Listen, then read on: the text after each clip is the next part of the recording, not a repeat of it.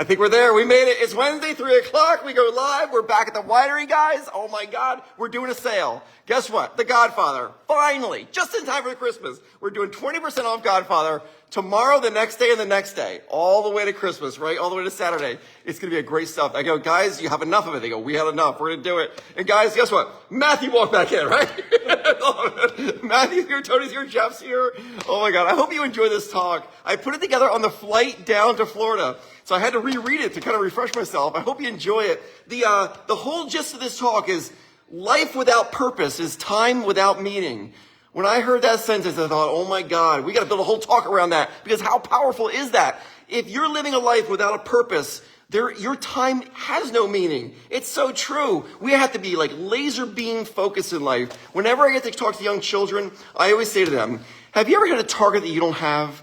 They go, what are you talking about? You can't hit a target you don't have. I go, exactly. Set goals for your life. Have a target so you can hit something, right? Makes sense. Yo, Ken popped up. What's happening, Ken? I see you, dude. Good to see you, Ken. This weekend, I don't know if you have tours, but guess what? Great discount on tours. If you guys are looking to book a tour bus, guys, January is the time to do it. To come to Blue Ridge Winery, we have all kinds of great special things happening. Good to see you, Ken. Good to see you, dude. All right, so here we go. It's about my mom, by the way, guys. My mom would say to me all the time, she would say, Randy, you are more than a conqueror. And you know, guys, growing up with my mom, she said it to me before I even knew what words meant. She would say, you're a champion. I can still hear her say it, you're a champion. And I really believe young children, they're a clean slate. They will become exactly what you tell them they are. So if you have a young child and you go, man, why do you got to be so dumb? Oh, God, why do you do that? What's wrong with you? The kid's going to wonder, what's wrong with me? Right? Yo, Andrew Neff, I see you, dude. What's going on? I see you. So every young child, you know, if you're the parent or you have influence over a young child, tell them how great they are. We do it at the winery all the time, guys. You'll see, right? Tony, what we'll do is when we're doing the evening lighting up the vineyards, I usually would get a little child, we'll find a child. Yo, Jillian popped up. What's happening? You know, Jillian's writing a chapter of the book that I'm working on. Jillian, get right. It's going to be powerful stuff. I love it. I can't wait to read it, Jillian. You know, so we get a kid on stage, usually an 8, 9-year-old kid, and I ask them what grade they're going into and, you know, what are they doing in their life right now? And we get them on stage and the spotlight is on them, and I announce to the world, this is little Johnny, and Johnny's going into the 4th grade, and the crowd cheers. That child beams. Because we say there is greatness in this child. I hope to have a positive impact. I love y'all. Oh my God. Okay, so back to this thing, right? My mom, she wouldn't just say this to me. She told everyone that they're a champion. I promise you, if you were around my mom for 5 minutes, she would be calling you a champion. She would be calling you a winner. She would be saying things like, I see greatness in you. Do you see it? I see it. She did it all the time. She believed that each person was born with a major purpose for their life, and they were born at the perfect moment in time to fulfill that purpose. And I believe the same thing. I really believe that everyone is here on design. You are here on purpose with a purpose. You with me? I love the hearts. You with me on this, all right? You know, some people just blow with the wind, though. I remember when I was younger, I remember realizing that I had to take control of my life. Otherwise, life's going to blow me around. I had to take control. I couldn't be like that plastic bag. What is the song? Tiff goes, there's a song about that. Plastic bag blowing in the wind. Some people live like that. And then it gets caught in a branch and it just gets torn to shreds with the storms of life. That is not how we should be living our life. We should be living on purpose with a purpose. You with me on this? Because we are all given gifts and it's our job not to waste it. We get one chance at this thing. One chance and that's it. Once it's over, it's over. Because after all, life without purpose is time without meaning. You with me on this? So here's a point of view that can change any life. I love this, guys. Oh my God. If you believe that you can be a champion and that you can be a conqueror of anything you want to be, in order for you to be a champion, you're going to need the opportunity to perform. You with this? Betty Gambucci! Betty, it was so good to see you guys last week. Oh my God, what a surprise. I'm over in the vineyard room and they go, Betty's over here. Come, run. It was so good to see you, Betty. Oh my God. Right? You're going to need the challenges and problems to solve in life in order to be a champion. No one has ever succeeded at anything without the problem, without the challenge, without the thing that they're facing. In order to win, you must compete. You with me on this? And some people check out. They just check out of the game. They don't even try to compete. And I would argue that about 90% of the people in the world, they have already checked out. That's why it's so easy to be a success. Most people don't even compete. Yo, Laurie, I see you. What's going on? I see you, Laurie. Oh my God. You got to be in the game. And I got to admit, the battle is won or lost in our heads. Are you with me on this? It is so won or lost in your mind. Everything starts there. Whenever I talk to young ski racers, I tell them the mountain is not out there, guys. That's not where it is. The mountain is in your head. Once you overcome that, that becomes easy. It's all secondary to what's going on inside here. Ken, I see you, dude. What's going on, man? Hopeful thoughts lead to hopeful action, period. Faithful thoughts cause positive, faithful actions in your life. And I say dream big. Dream bigger than you ever could imagine. Doubtful, fearful thoughts, they lead to no action. You with me on that?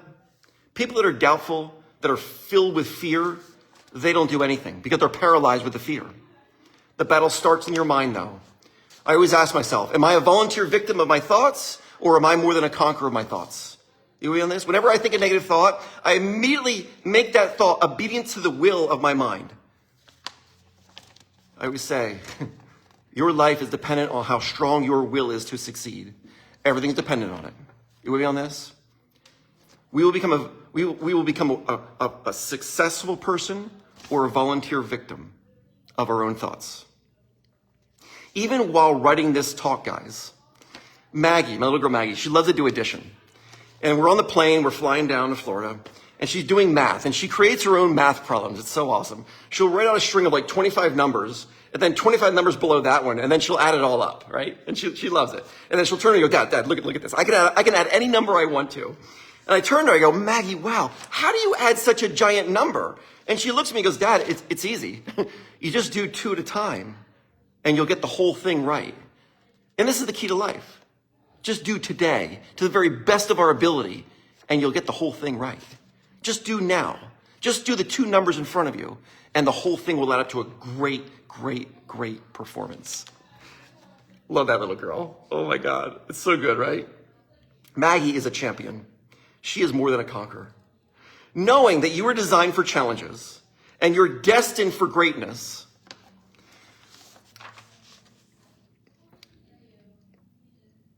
well, are you going to stay on your journey or are you going to quit?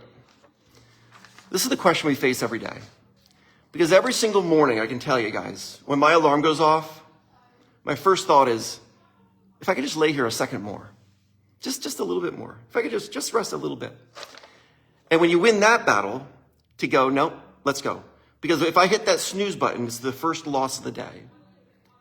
You get up. Then you're in the shower, right? And you're thinking about the day. I always say the most successful people in the world, they pre-plan their success. So they think about their day and they play it out of what's going to be happening.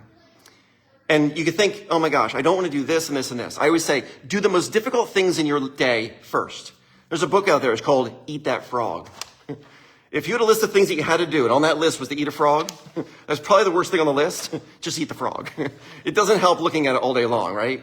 Do the hardest things first, and everything becomes a whole lot easier. Paula, I see you, Paula. Paula, I gotta see you. Man, every time you're here, I'm not here. We gotta catch up, Paula. You with me on this? Oh my God, gotta catch up. I like that. Hello, I see you, right? You know, I'm in the process of writing a book right now, and I gotta tell you a story, guys. Oh my God. The book is about never allowing the negative on the outside get on the inside of us. It's about maintaining a hopeful, positive attitude towards your life and ultimately towards yourself and towards others around you. Even while writing the book of hope, my editor sends me an article. The article is called Toxic Positivity. I get out there. I go, toxic positivity? What is that? Toxic positivity. It basically builds an argument that it may be unhealthy to be positive in a negative situation. I thought, oh my, isn't this the whole point of being positive? Of hoping that even though I'm being put through a challenge, the challenge is given to me to turn me into a stronger version than who I was yesterday.